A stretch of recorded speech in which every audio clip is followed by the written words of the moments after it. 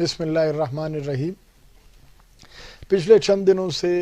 پاکستانی اور Indian media پہ بلوچستان کے حوالے سے بڑی بحث چل رہی ہے، اور میں اللہ کا شکر ادا کروں گا کہ ماضی کی طرح ایک دفعہ پھر بڑے واضح الفاظ میں انڈین فوج کے ریٹائرڈ افسران اور حاضر سروس افسران، اس کے اینکرز، اس کی سیاسی لیڈرشپ برملا اس اپنے گھناؤنے حرکت کو مان رہی ہے اور اس حقیقت کا پرچار کر رہی ہے کہ بلوچستان میں جو بھی دہشت گردی ہو رہی ہے، معصوم بلوچ عوام کا، پاکستانی عوام کا، لا انفورسمنٹ ایجنسیز کی جتنی شہادتیں ہو رہی ہیں، ان کے پیچھے براہ راست ہندوستان ہے۔ تو بلوچ عوام کو یہ حقیقت تو کئی دہائیوں سے معلوم تھی، کیونکہ یہ پہلی انسرجنسی نہیں، یہ چوتھی یا پانچویں انسرجنسی ہے، لیکن اس کے باوجود کئی لوگ سادگی کی چادر اوڑے ہوئے تھے، تو ان کی آنکھیں اس واشگاز طریقے سے یہ اس یعنی تسلیم جرم کے بعد ہندوستانیوں کی طرف سے ان کی آنکھیں کھل جانی چاہیے۔ اور میں ہندوستانی وزیر اعظم، ان کے آرمی چیف اور ان کی جو نااہل ایجنسی ہے را، اس کے سربراہ کو واضح پیغام دینا چاہوں گا، ایک ادنا بلوچ اور براہوئی فرد کی حیثیت سے، کہ بلوچستان کی عوام یا سرزمین اتنی بکاؤ نہیں کہ راہ کا کھیل یہاں چل سکے۔ انشاءاللہ الرحمن ان کے یہ کرائے کے قاتل راہ کے منصوبوں اور ہندوستانی اسٹیبلشمنٹ کے خوابوں سمیت بلوچستان ان کی مدفن گاہ ہوگی، اور یہاں وہ عبرتناک انداز میں شکست کھا کے دفن ہوں گے انشاءاللہ۔ بلوچ عوام نوری نصیر خان کے ورثہ ہیں، وہی نوری نصیر خان جنہوں نے پانی پت کی تیسری لڑائی میں احمد شاہ ابدالی کے ساتھ مل کے ہندو بنیے کو فیصلہ کن شکست دی، اور دہلی کے دروازے پہ ان کے تلوار کے اس وقت کے نشانات آج تک تاریخ کا ایک سنہرا باب ہے، اور بلوچ براہوئی عوام کے لیے سر فخر سے بلند کرنے والا مقام ہے تاریخ کی اس حقیقت کے حوالے سے۔ پہلے بھی جو انسرجنسیز ہوئی، ہندو بنیا اس انسرجنسیز کے پیچھے رہا، تو ہندوستانی یہ جو لوگ جو آفیشلز یہ جو اچھل کود رہے ہیں، وہ ذرا پہلے یہ جواب دیں کہ ان انسرجنسیز میں جو ان کا عبرتناک انجام ہوا، وہ کس کو منہ دکھا رہے ہیں اور کیسے وہ بڑی باتیں کر رہے ہیں۔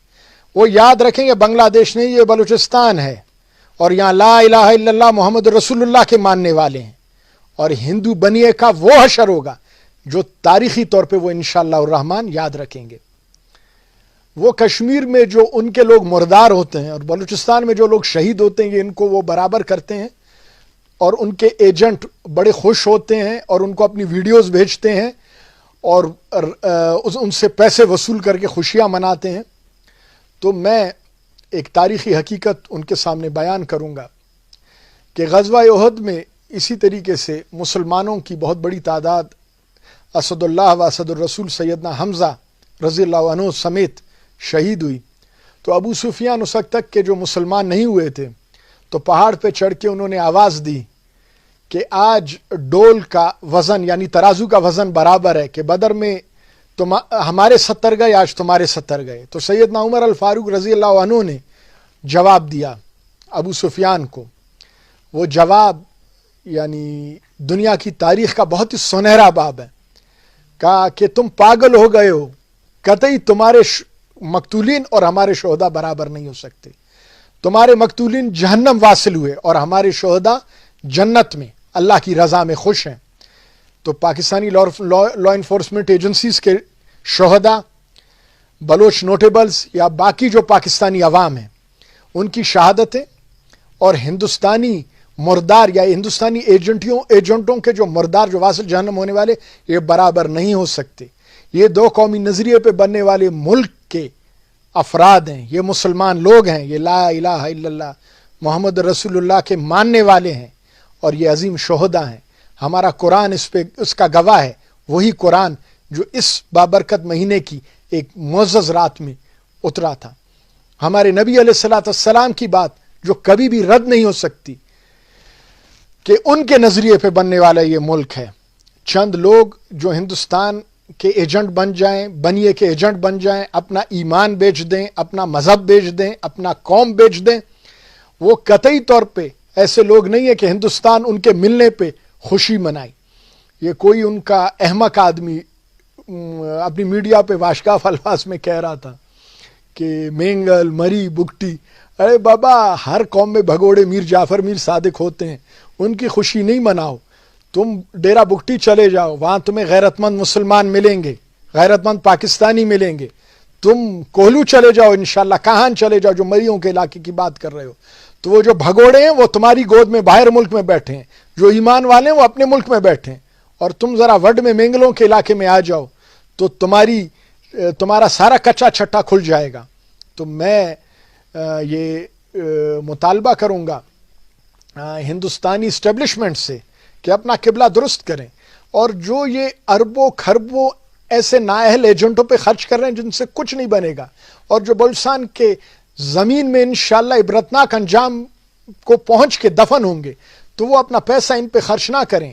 بہتر ہے یہ پیسہ آپ اپنا ان کروڑوں لوگوں پہ خرچ کریں جو فٹ پاتھوں پہ ننگے بھوکے سوتے ہیں، ان لوگوں پہ خرچ کریں جو دسیوں تحریکیں آپ کے ملک میں چل رہی ہیں، علیحدگی پسند، خالصتان کی تحریک چل رہی ہے، باقی تحاریک چل رہی ہیں. آپ ان لوگوں کو مطمئن کریں. خود یعنی اپنے گریبان کے شہتیر کا تو آپ دیکھ نہیں رہے ہیں، اور دوسرے کے آنکھوں میں تنکا ڈھونڈنے کی آپ کوشش کر رہے ہیں. تو پاکستان ہمیشہ قائم رہنے کے لیے ہے، اور بلوچستان پاکستان کا سب سے بڑا مورچہ ہے. اور بھول جائے ہندوستان یہ بنگلہ دیش نہیں ہے، یہ غیرت مند مسلمان بلوچ افراد کی سرزمین ہے. انشاءاللہ قیامت تک پاکستان قائم رہنے کے لیے بنا ہے، اور پاکستان ترقی کرے گا، اور بلوچ عوام اس ترقی میں اپنا بنیادی کردار ادا کریں گے. پاکستان زندہ باد.